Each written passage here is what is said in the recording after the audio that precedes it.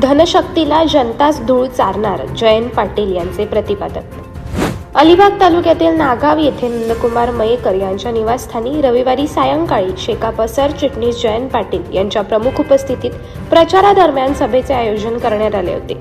यावेळी चौल जिल्हा परिषद मतदारसंघातील शेकाप, शिवसेना उद्धव बाळासाहेब ठाकरे पक्ष, राष्ट्रवादी शरद पवार गट, काँग्रेस महाविकास आघाडीचे उमेदवार सुरेंद्र म्हात्रे, रेवदंडा पंचायत समिती मतदारसंघातील शेकाप महाविकास आघाडीचे उमेदवार राकेश म्हात्रे, नागावचे माजी सरपंच नंदकुमार मयेकर, सदस्य निखिल मयेकर, श्रीकांत आठवले, सुरेश खोत, निलेश खोत, राजू मयेकर, प्रियंका काठे, सरपंच मंगला नागे, सुरेंद्र नागलेकर, रोहिणी म्हात्रे, आदेश मोरे आदींसह शेकाप, शिवसेना महाविकास आघाडीचे पदाधिकारी, कार्यकर्ते, महिला व तरुण उपस्थित होते।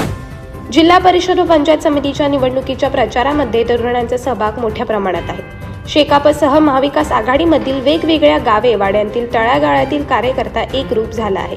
या निवडणुकीत विरोधकांविरोधात प्रचंड नाराजी आहे, त्यामुळे या निवडणुकीत आपल्या पाठीशी जनता आहे हे स्पष्ट आहे।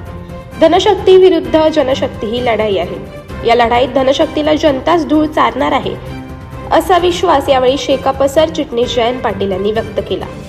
हिंदुत्वाच्या नावावर मते मागून अंतर्गत वाद निर्माण करण्याचा प्रयत्न काही मंडळी करत आहेत। हा प्रकार थांबला पाहिजे, त्यासाठी महाविकास आघाडीकडून चौल मतदारसंघातील उमेदवार सुरेंद्र म्हात्रे आणि रेवदंडा पंचायत समिती मतदारसंघातील उमेदवार राकेश म्हात्रे यांना उभे केले आहे। त्यामुळे गाफील न राहता योग्य पद्धतीत नियोजन करून बूथ स्तरावर प्रचार करून घरोघरी मतदारांना भेटा, असे आवाहन जयंत पाटील यांनी केले। अनेक घटना आणि बातम्या जाणून घेण्यासाठी सबस्क्राईब करा आमचे YouTube चॅनल केव्ही न्यूज आणि इन्स्टा पेज कृषीवल न्यूजला फॉलो करा।